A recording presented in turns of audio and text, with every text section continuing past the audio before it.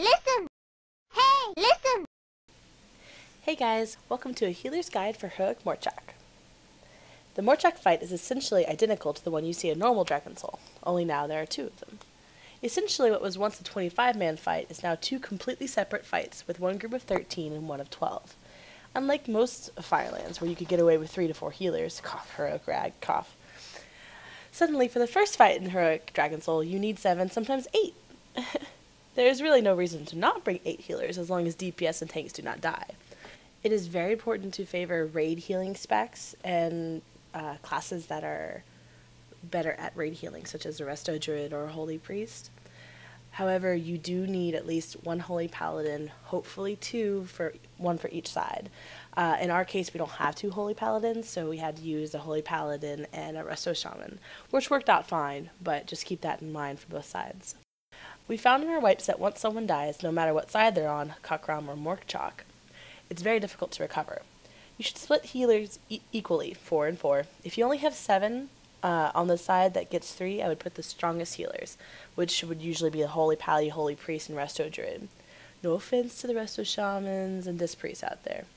Disc isn't too bad for this fight, as Barrier is good in a pinch, but if you find yourself wondering Holy or Disc, and you only have 2 priests, have them both be Holy, because the healing throughput is quite different.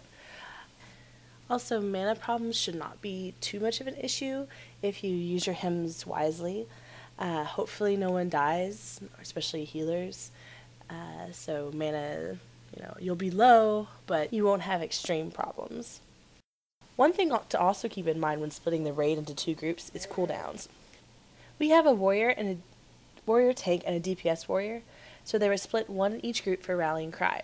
Try to also split priests, including Shadow, equally for hymns. If you do run with 6 or 7 healers, make sure that the side with the fewer healers gets classes with more personal cooldowns, rogues, Death Knights, etc., to help mitigate the damage. At the beginning of the fight, the entire raid stacks behind the boss to soak the first stomp. I recommend using Barrier or a Prot Pally's Divine Guardian to mitigate that first stomp. Then the raid will split into 2, 1 tank going left and 1 going right. There will be a crystal spawn almost immediately, which is rough for healers. It is important that we found to move the entire boss and group to the crystal instead of having healers in range running back and forth between stomps, which caused a whole host of healing issues. You must always take stomp damage before you go soak crystal damage. I repeat, stomp, then crystal.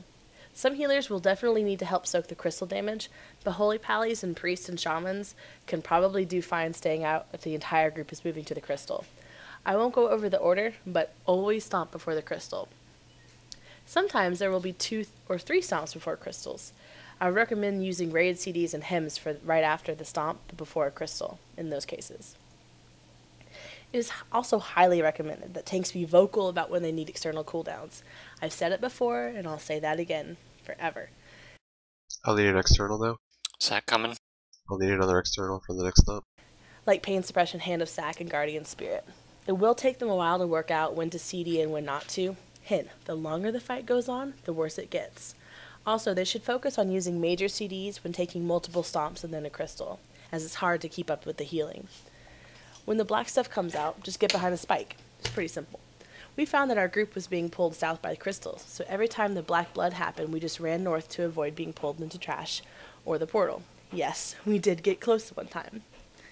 Usually a rogue or DK will stand out and DPS the boss during that part of the fight, and while the spikes LOS, it is beneficial to throw a shield or at least a HOT on them to help them out. They shouldn't die though, unless they're bad at using CDs, in which case, you should address it. You will not see the other group at all after the split, and if anyone dies, it is hard to recover, but you should still try to balance out the battle reses when splitting groups.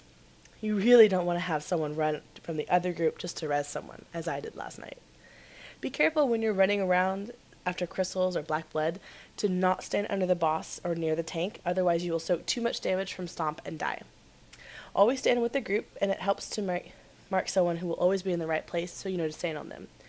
The stomp has a radius of 25 yards, so as long as you're within that, you should be good.